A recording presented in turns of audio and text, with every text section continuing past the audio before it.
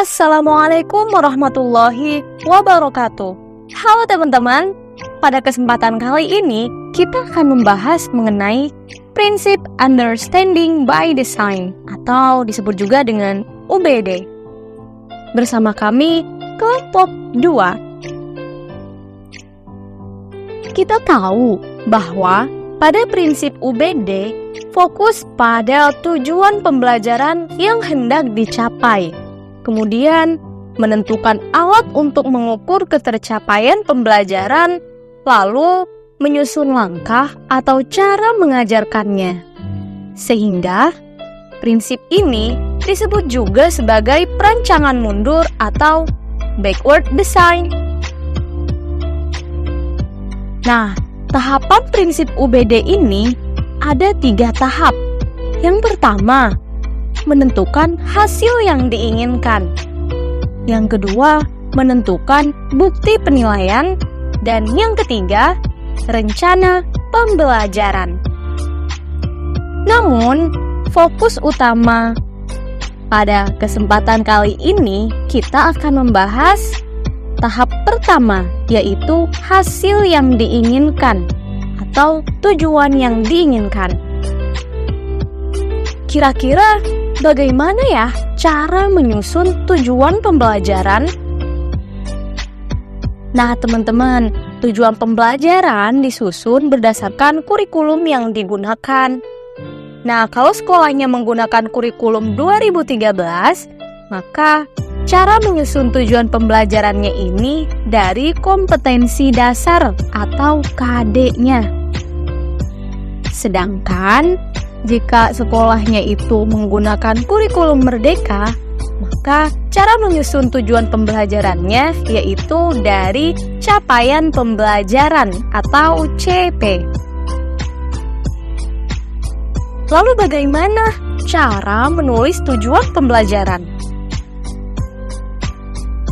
Jadi, cara menulis tujuan pembelajaran ini ada 2 komponen utama dalam penulisannya. Yang pertama, harus ada kompetensi yang diinginkan, dan yang kedua, ruang lingkup materi atau konten apa nih yang mau disampaikan. Gimana contohnya? Nah, gini nih biar lebih jelas. Misal, ada capaian pembelajaran sebagai berikut. Pada akhir fase D, peserta didik mampu melakukan klasifikasi makhluk hidup dan benda berdasarkan karakteristik yang diamati. Nah, dari CP ini kira-kira apa tujuan pembelajaran yang harus dicapai peserta didik ya? Yuk kita cermati bersama. Mari kita baca ulang CP-nya. Yaitu, pada akhir fase D, peserta didik mampu melakukan klasifikasi makhluk hidup dan benda berdasarkan karakteristik yang diamati. Nah, salah satu contoh tujuan pembelajarannya yaitu menjelaskan perbedaan makhluk hidup dan benda mati berdasarkan karakteristiknya. Nah, menjelaskan ini bisa kita pahami bahwa ini termasuk dari kompetensi yang ingin guru capai.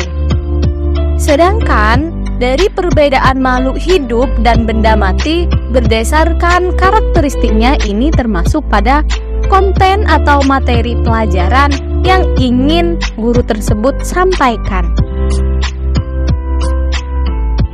Nah, ini adalah contoh di lapangan atau di sekolah gimana cara guru menuliskan capaian pembelajaran dan tujuan pembelajaran yang hendak mereka capai.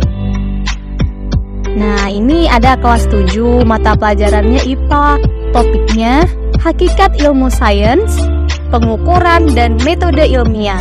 Nah, gurunya nih menyusun tujuan pembelajarannya yaitu menyebutkan berbagai macam cabang ilmu sains dan ruang lingkupnya, hingga yang terakhir menyajikan hasil pengukuran menggunakan berbagai alat-alat ukur yang berada di laboratorium IPA.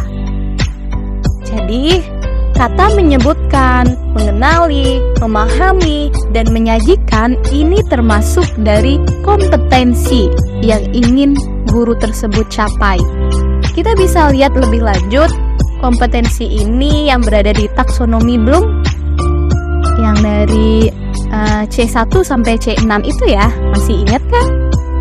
Nah, kata yang setelah menyebutkan seperti berbagai macam cabang ilmu sains dan ruang lingkupnya, alat laboratorium, hingga hasil pengukuran menggunakan berbagai alat-alat ukur yang berada di laboratorium IPA ini termasuk dari konten atau materi pembelajarannya. Sudah sangat jelas kan? Sudah pada paham semuanya? Oke, thank you so much. Wassalamualaikum warahmatullahi wabarakatuh.